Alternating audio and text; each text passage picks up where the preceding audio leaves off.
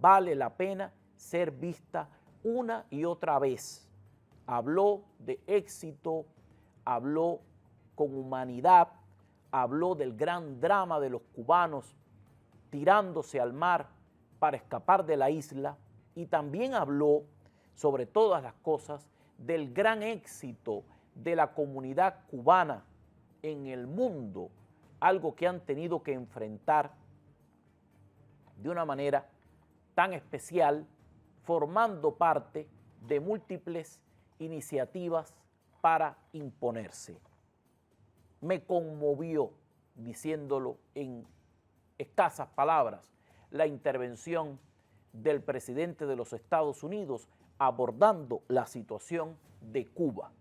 Quiero compartir este momento con todo nuestro respetable público. Esto fue lo que dijo el presidente Trump en conversación con Hannity. Evidencia.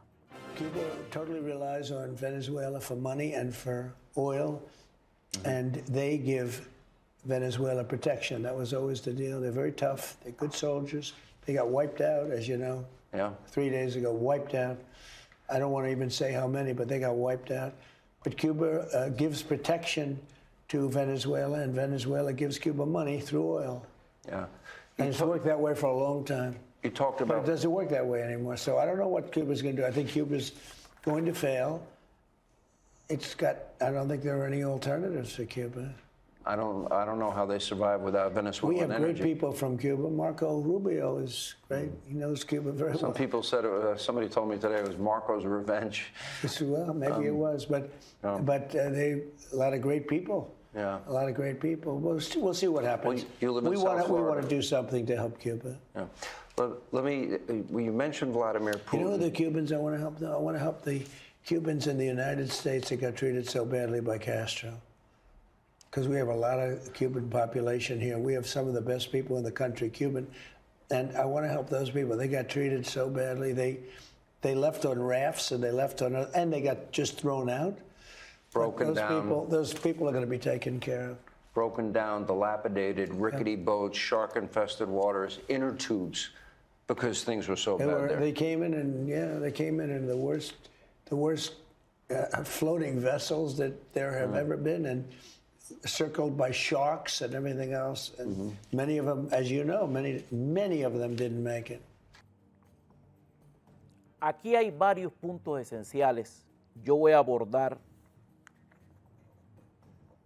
3 acerca de lo que dijo el presidente Trump. Número 1, el presidente reconoce que los soldados que estaban defendiendo al círculo de seguridad de Nicolás Maduro eran excelentes. Fueron aniquilados, pero eran excelentes. Esto dice mucho del presidente Trump y dice mucho también de los cubanos, aunque nos parezca bien o mal. El presidente está reconociendo el valor de un adversario y eso lo sitúa en un lugar grande de reconocimiento para todos. Pudo haber dicho, eran unos soldados inservibles, los destruimos a todos.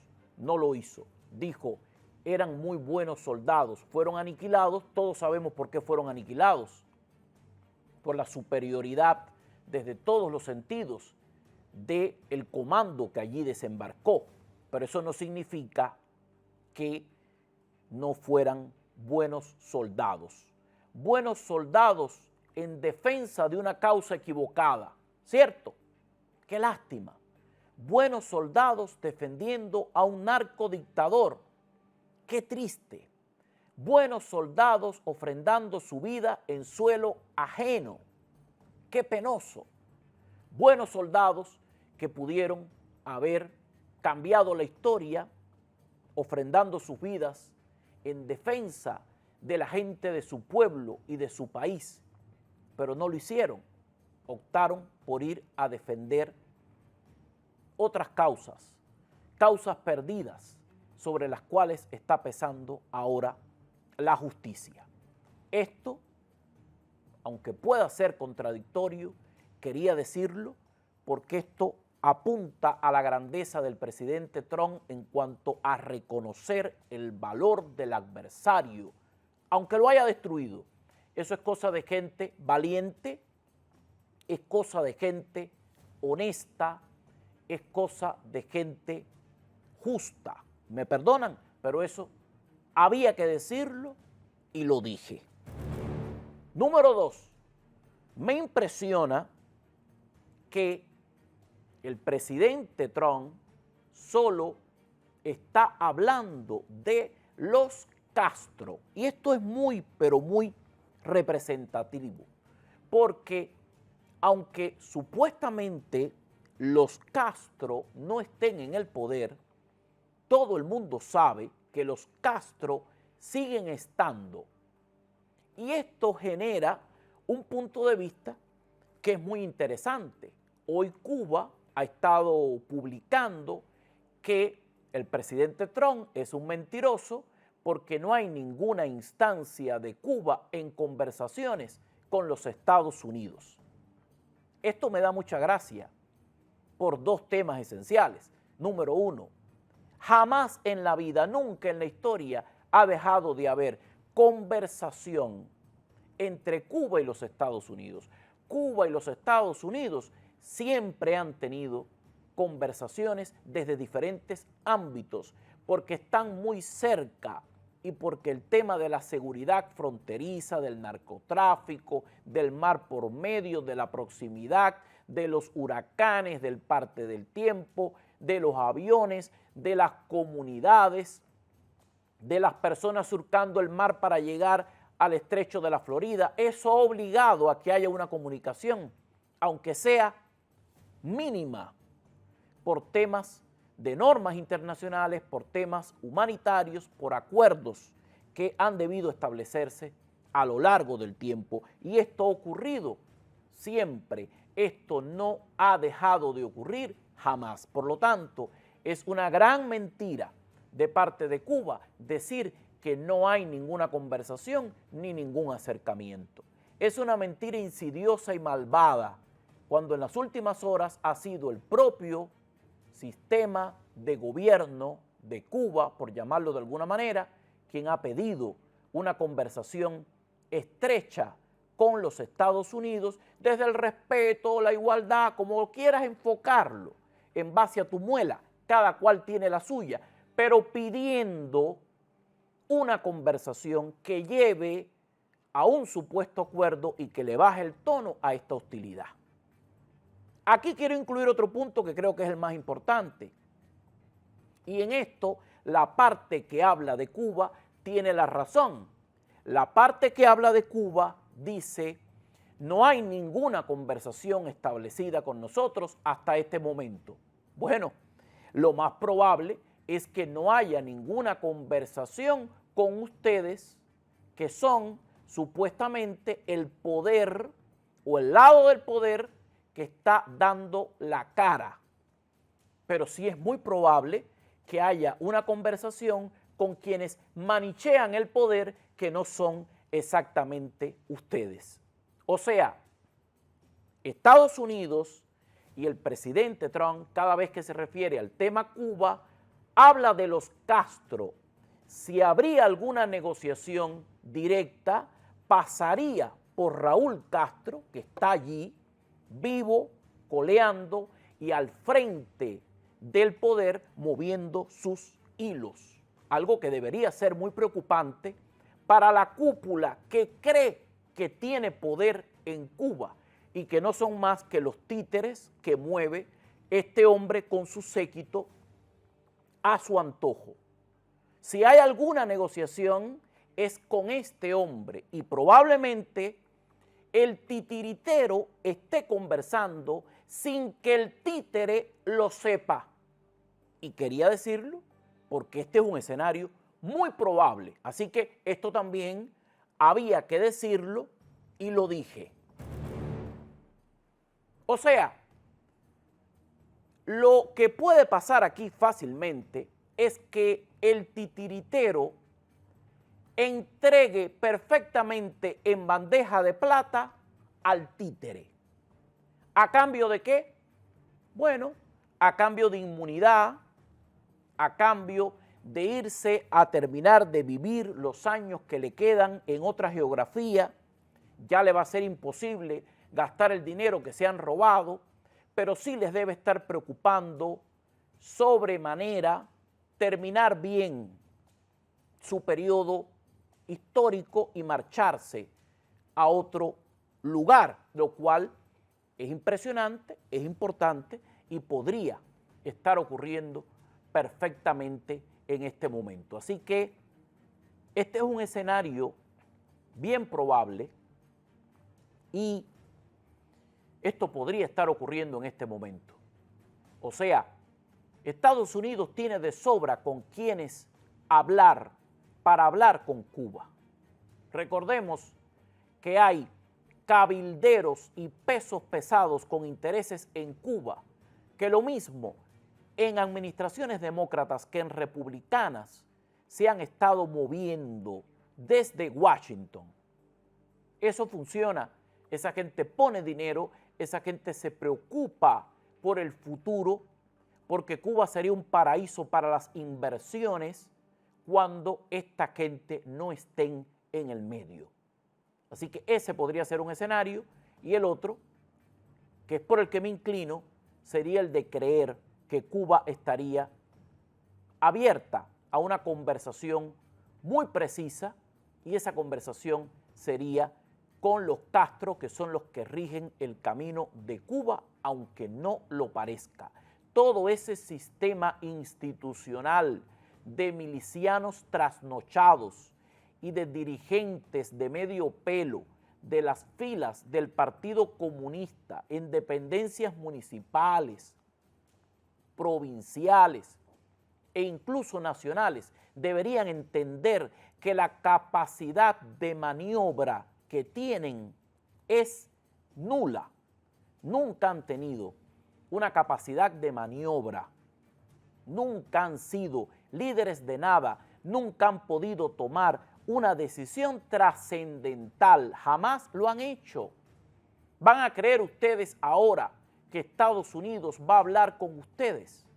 Que lo único que han podido decidir es el poquito poder que han acaparado como parte de la corrupción y el robo, manchando recursos locales.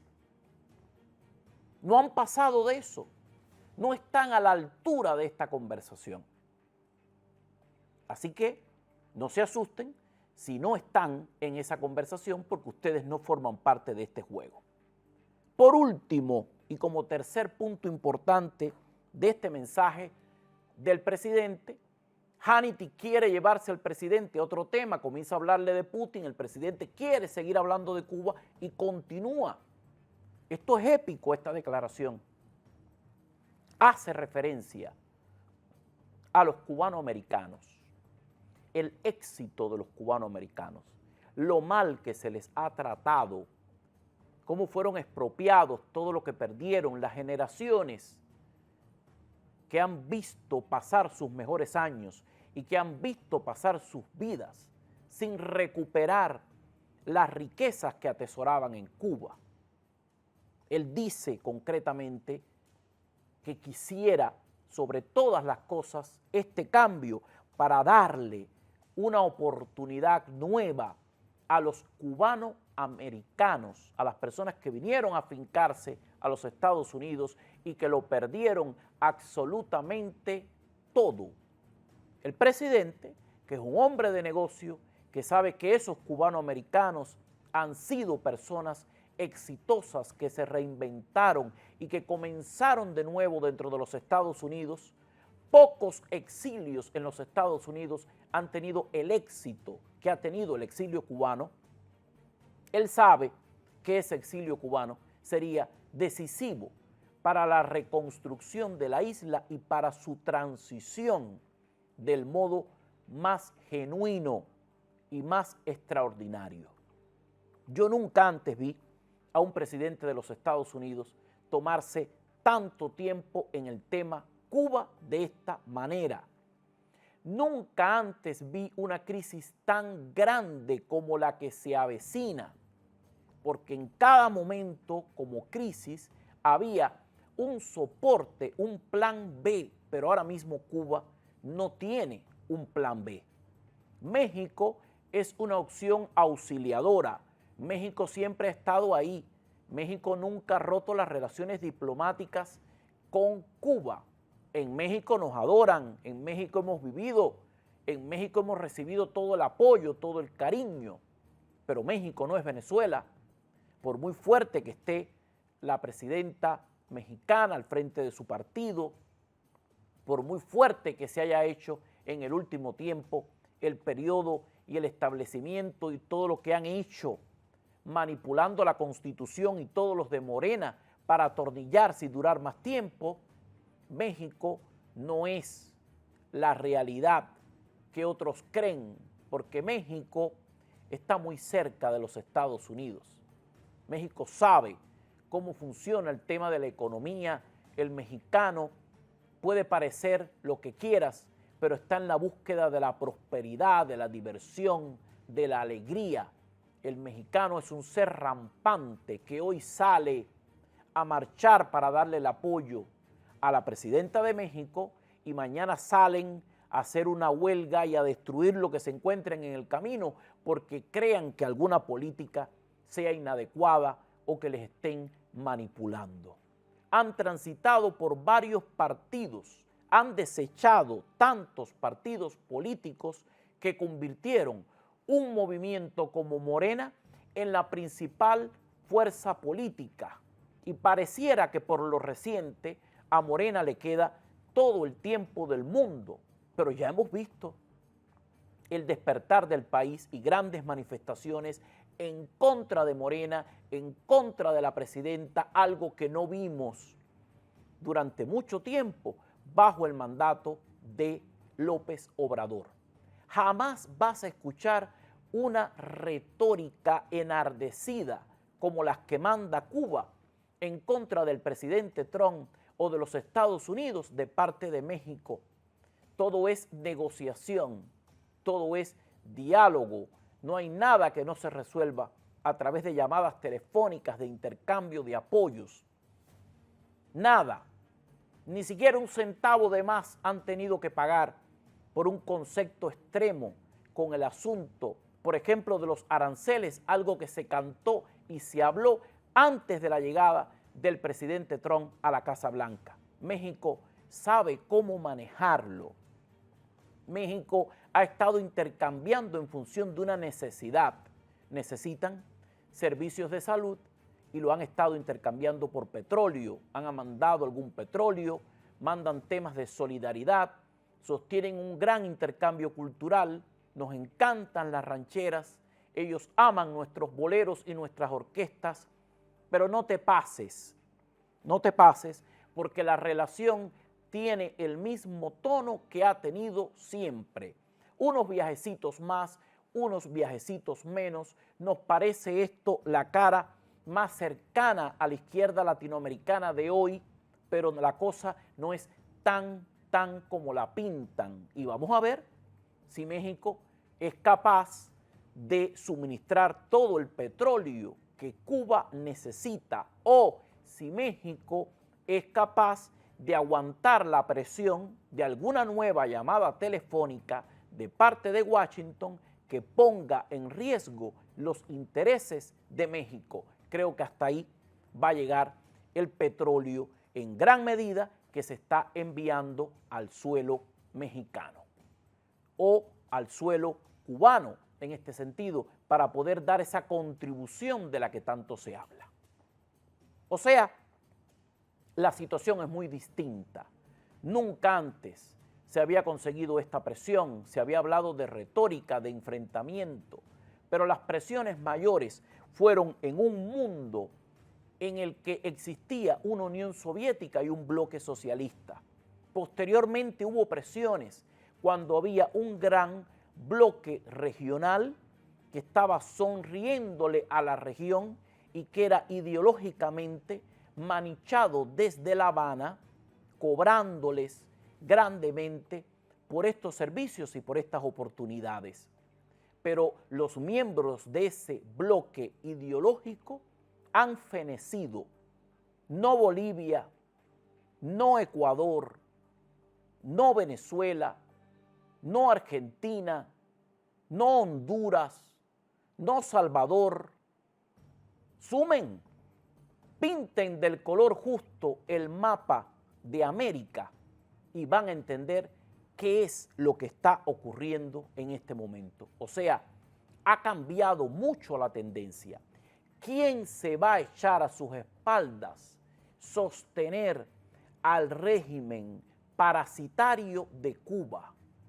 ¿Quién va a defender a un Estado fallido, demandante e ineficiente que se ha acostumbrado a vivir a expensas de los demás porque no es capaz de resolver lo que necesita su pueblo?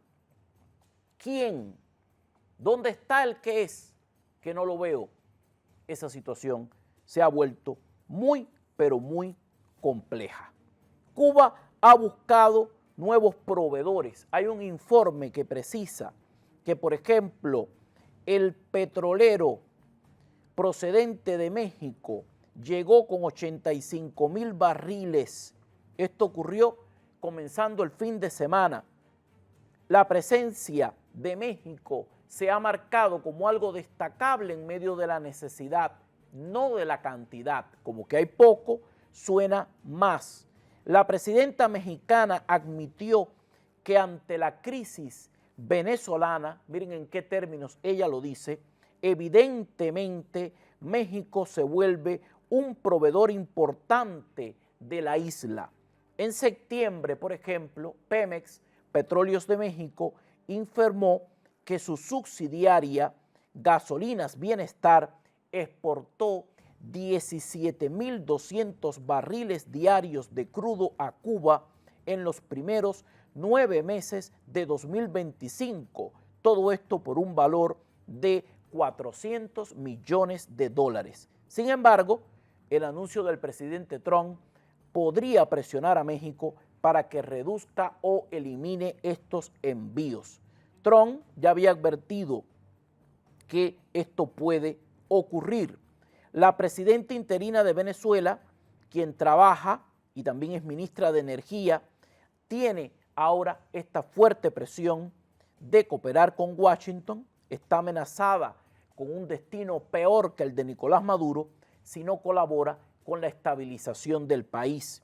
Sin Venezuela como aliado, Cuba corre el riesgo de quedar en una especie de vacío geopolítico con un aislamiento financiero enorme. Todo este tema del petróleo, del dinero, vuelve la situación muy difícil. ¿Cómo se interpreta hacia adentro?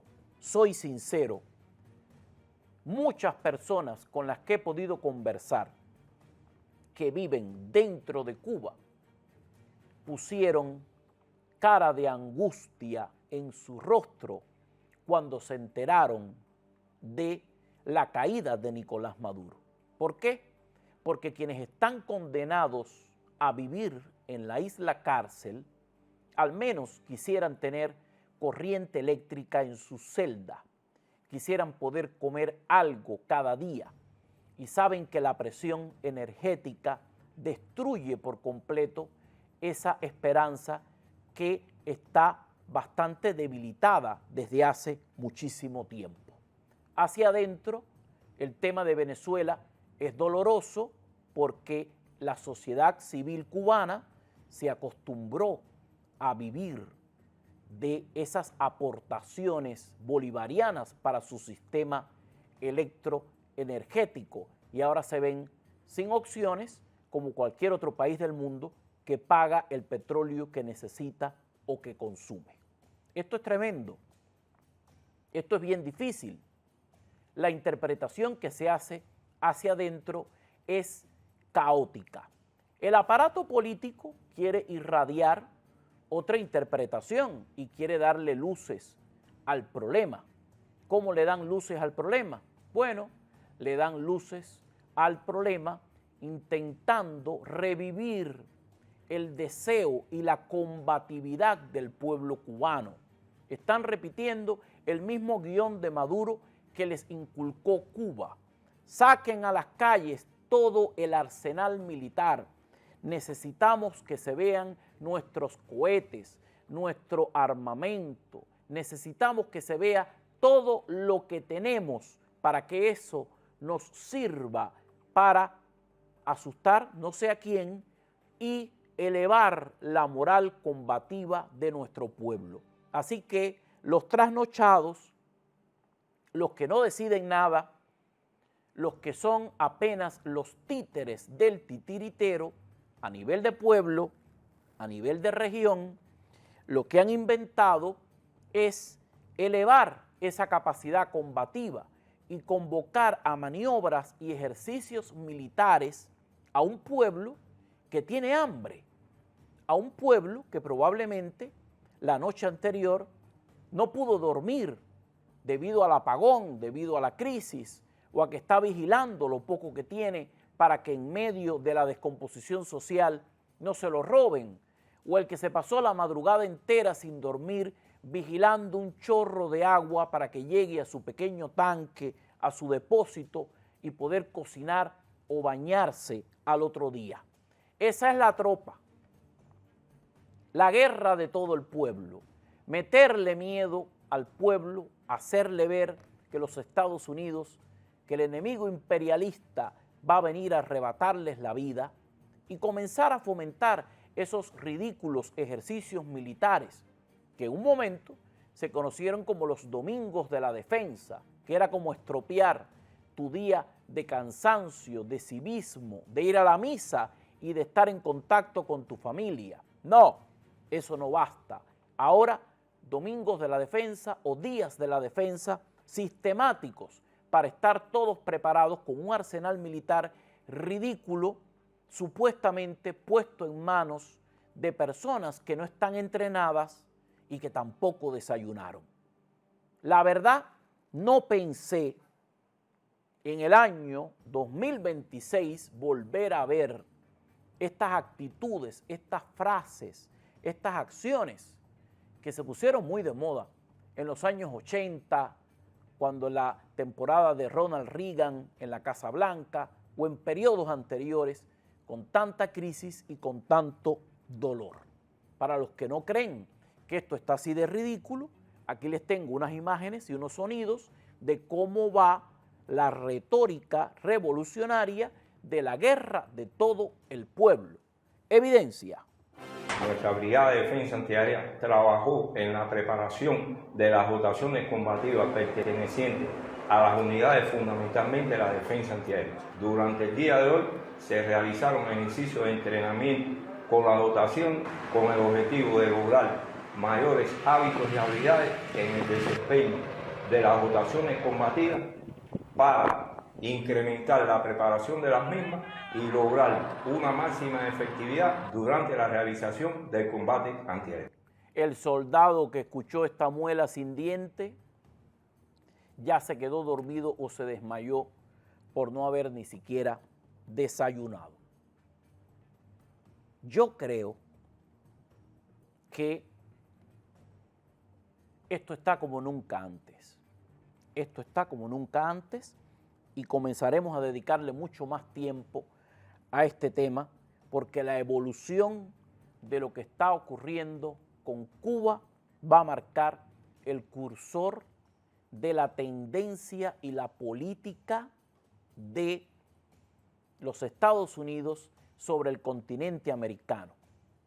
Sin el control absoluto de la situación en Cuba y una oportunidad para los cubanos, no habrá un resultado feliz y concreto. Rusia no movió un dedo para preservar a Nicolás Maduro. Tampoco disparó un tiro, tampoco dio siquiera una declaración contundente y fuerte después que ocurrió la extracción. Todo fue un balbuceo premeditado. China está preocupada por el petróleo que ahora pierde y por encontrar la solución a su problema más trascendental. China tiene bastante petróleo, pero no le alcanza. Necesita más. Y el ideal era el venezolano por dos motivos. Primero, le salía barato porque lo que hacían era endeudar cada vez más a Venezuela con sus baratijas chinas o su alta tecnología, como quieras verlo. En segundo lugar, para China, el petróleo de Venezuela tenía un sabor extraordinario, no porque se lo tomaran o lo probasen en una botellita, sino porque era el sabor de ese petróleo que en su momento fue desarrollado como potencial de explotación de los recursos naturales por los Estados Unidos. O sea, qué rico es enviar algo a cambio de un petróleo que le fue expropiado a mi mayor enemigo, a los Estados Unidos de América. Por lo tanto, esa herida sigue sangrando y en eso están enfrascados los chinos ahora mismo. No creo que tengan tiempo para ir a mandar el repuesto de la olla arrocera o para pensar en la resistencia de la famosa olla reina de los hogares cubanos. Demora en llegar la ayuda, demora en llegar el barco, demora en llegar el chino. Es muy complejo. Merece nuestro tiempo y nuestro análisis. ¿Qué decirles? Que Dios bendiga a los cubanos y que viva Cuba libre. Pausa y volvemos.